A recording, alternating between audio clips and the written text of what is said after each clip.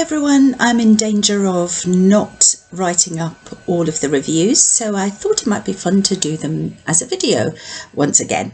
So I've been reading this month, I've read 3 delightful crime novels and one rather uncategorizable one with love, campus novel, philosophical concepts, theological concepts.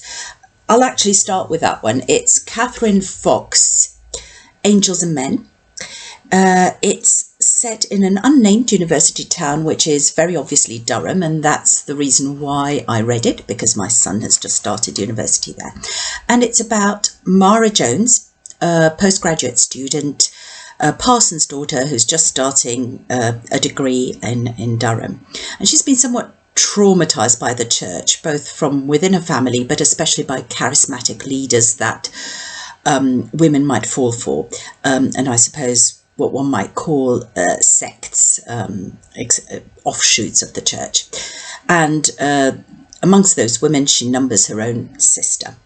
And so she is very traumatized, prickly, rude, fierce. She repels any friendly advances. And yet, wouldn't you know it, she has at least 2 men fall in love with her seriously, eager to marry her, and she develops a supportive system of friendship, both male and female, who seem to be able to put up with all of her prickliness.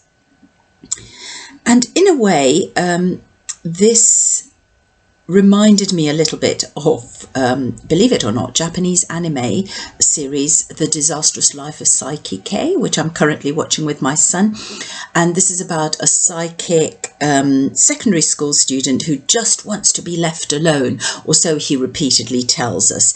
And he just wants to be average, and yet he has a solid group of friends around him, and he keeps saving them and saving the situation because of his psychic abilities. And in a way, it's this rather unrealistic view of what friends are willing to put up with, especially new friends, and a certain wish fulfillment that I also found in this book. And yet, having said all that, I have to admit that I enjoyed it more than I expected.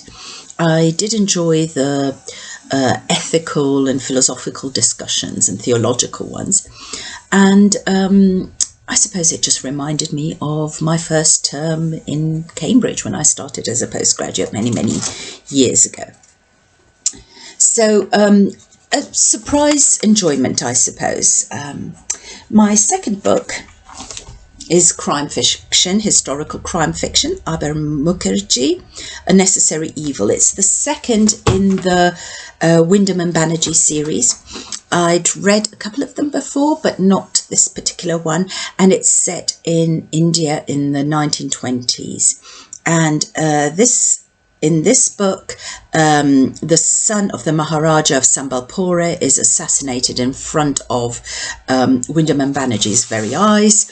And they have to investigate, they have to go to Sambalpore, which of course is one of those almost excessive kingdoms full of riches, and figure out who might want to have him assassinated. Now, for me, it's always an education as well as an entertainment to read the series, because I know very little about that period. I know very little about the British Empire in India. So it's great fun to find out more about it in such an informal way. And what I do appreciate is that Banerjee is becoming less and less of a sidekick and more of an equal partner in that relationship. He's becoming more independent, less subservient, and he's really rounding out as a character, which I think is because Wyndham is becoming more aware of him and appreciates his contribution more. And I also like the sly digs at English public schools, Harrow in this case, and also the depiction of attitudes of racism and entitlement amongst the British colonialists. The third book is rather different, Golden Age crime. by ECR Lorac, written in 1936, taking place at that time.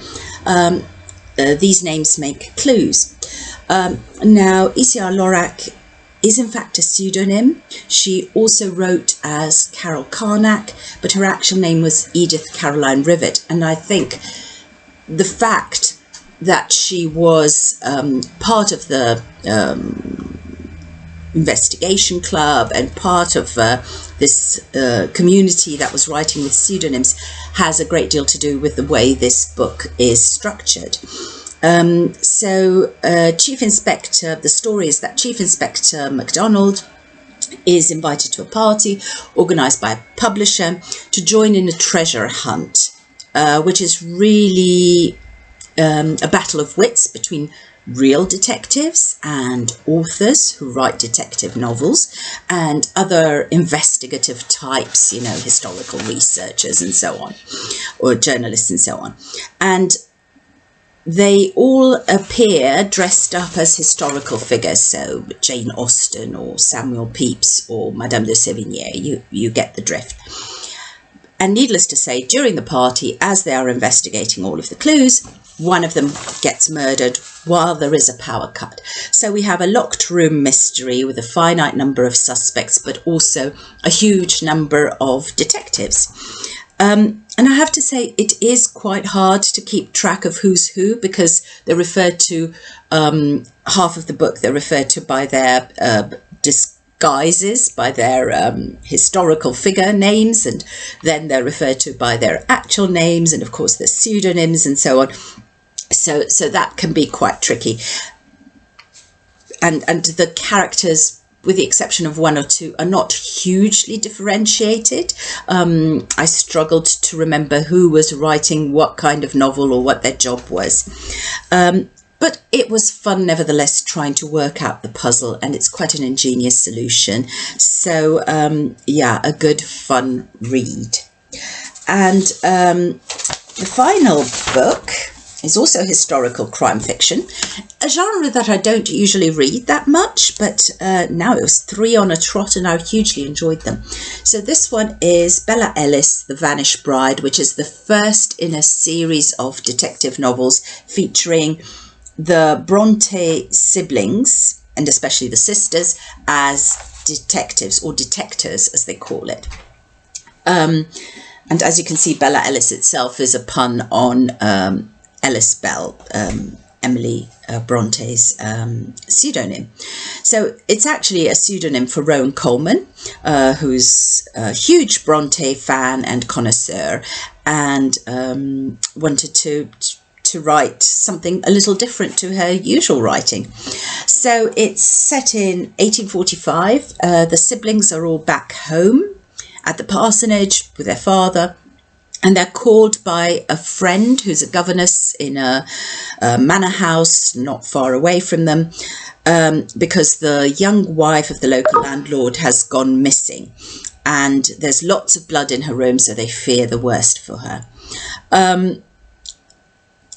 What I really liked about this story was not so much the story itself, although that was interesting. They'd had them going to Leeds and Scarborough and other places as well, but the characters of the 3 sisters and the brother coming through loud and clear. So Charlotte's bossiness and prickliness, Emily's wildness and also directness, Anne's charm, but also she often is the most sensible one of them all and calming them all down.